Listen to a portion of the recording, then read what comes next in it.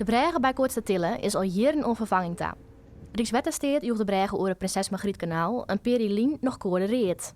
Er liep het nou schot in de zaak. Deze de joen wie er een informatiegeerkomsten met verschillende opties voor de brege. We zien dan nu een hegere bregenvariant van een trofvatdichte van 9,1 meter.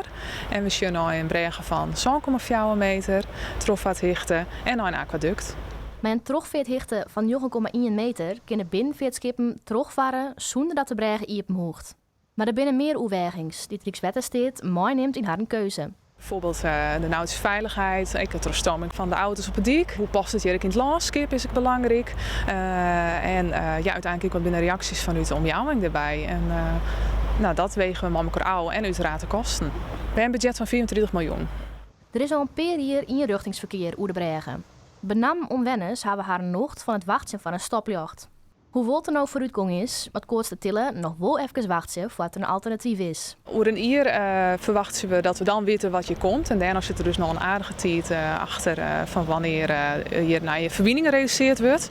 De huidige brege die wordt volgend jaar versterkt. En dat zorgt ervoor dat hier weer tweerichtingsverkeer heen kan. Omwenners kunnen de joen haar mening jan over de verschillende opties. Maar dat kan de komende weken ook via de website van Rijkswettersteed.